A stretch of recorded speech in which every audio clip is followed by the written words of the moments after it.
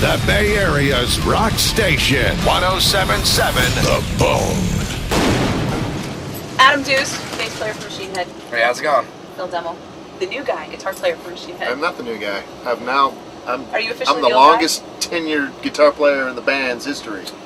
Really? Who's in the band right now? Well, now are you counting the fill-in gigs as like full time? Guitar stage right, Since you guitar officially became slot full-time? guy. So when we were talking to Disturbed, they said that the band that they were most excited to play with on this bill was you guys because they were huge fans of you guys when you first came out. Really? Yeah, isn't that cool? Yeah, that is pretty cool. Like, I didn't solicit it or anything. I didn't preface it with any kind of, like, Bay Area anything. I was just like, how are you guys, you know, what are you guys liking about this tour? What made you want to do this tour rather than your own headlining gig with just a couple of bands? And they were like, well, we're really stoked to be on this tour with bands that we've toured with before. And then all of a sudden, they just went off on you guys. It was cool. Right on. I haven't actually seen those guys yet on this run. Haven't seen them around or, you know. Have you played with them before, though, have you? No. You ever hung out with them before or met them? Yeah. Okay. So it wasn't just totally out of the blue. I mean, they know who you guys are. Have you heard their first record? They know who we are.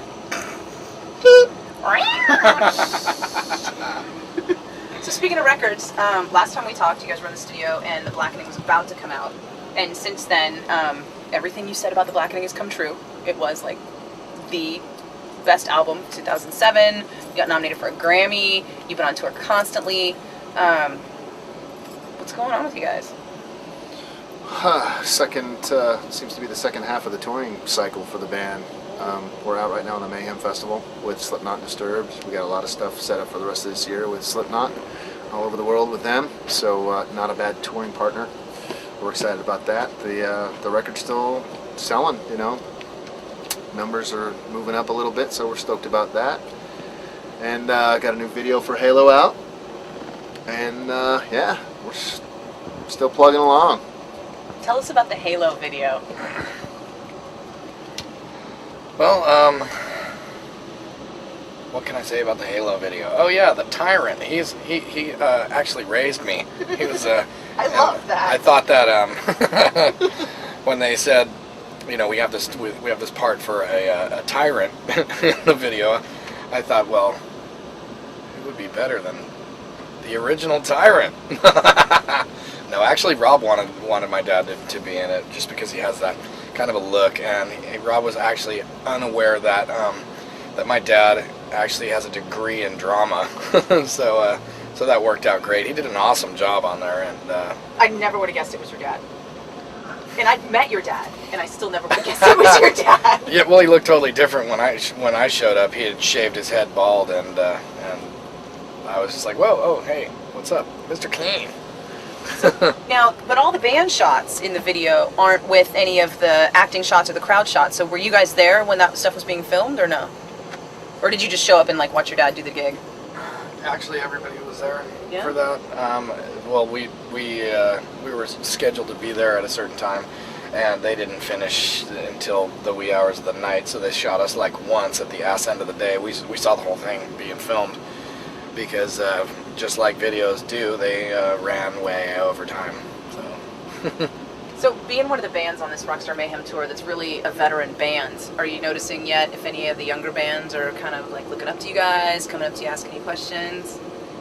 This is actually the second day of the tour, you know, so we're like still getting to meet a lot of the bands. But there are a lot of bands that come up, some of the younger bands, and say, hey, you've been big fans, you know, you guys are influenced, you know,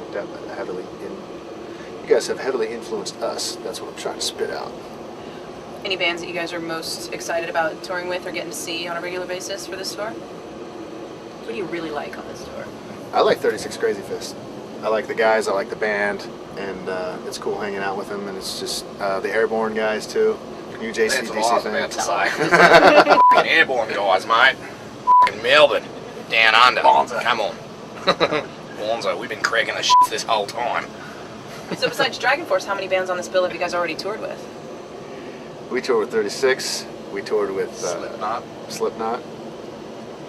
Mastodon we've done some shows with.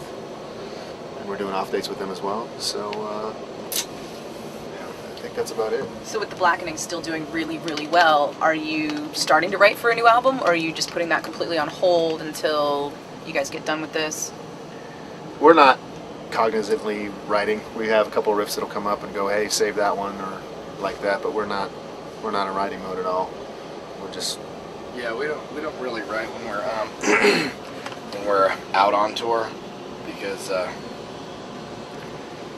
it's just it's not really a good place for it. We don't have like the jam room that say Metallica has set up, and when you're doing a sound check, it's not the time to sit there and try and hash out ideas, while everybody else is waiting to get their gear on deck.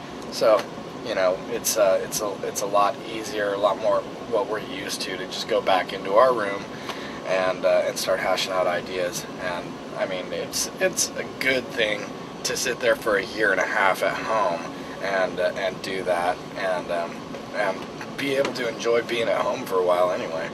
So when you guys write an album, it's mostly a collaborative effort. It's not like somebody bringing in a whole song or a large piece of a song and saying, hey, do you guys like this? Let's play it.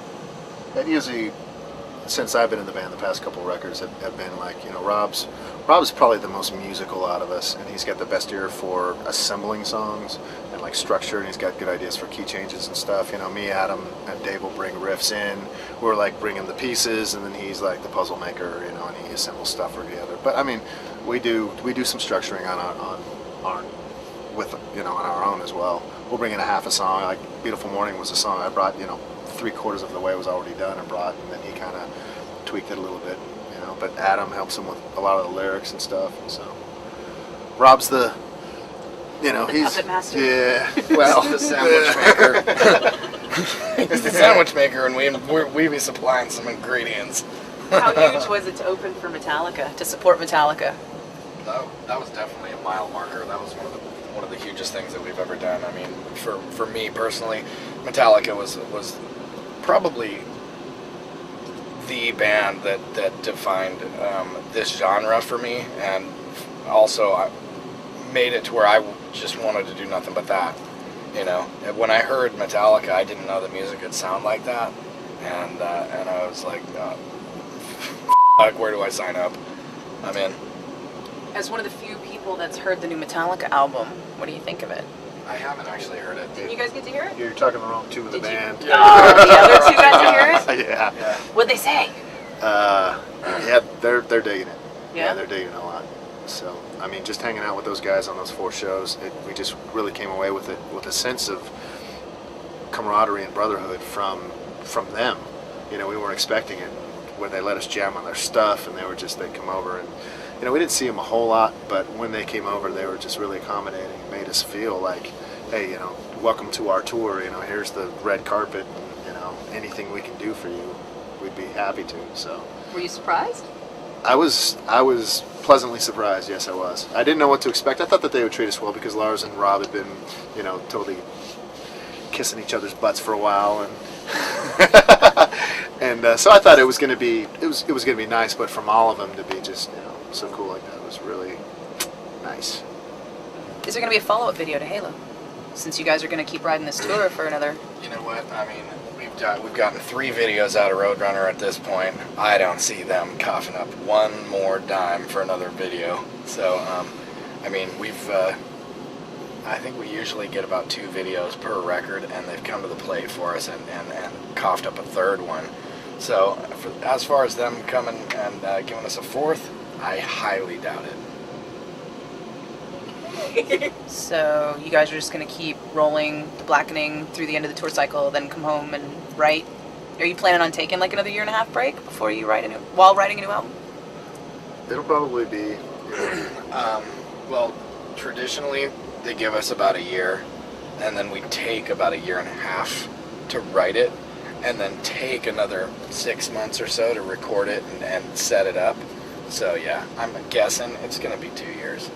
Everybody else is way more optimistic than I am. I look at history as a guide, and I'm a realist. It's going to be 2 years when we start to finish. 107.7 The Bone. Streaming online at 1077thebone.com.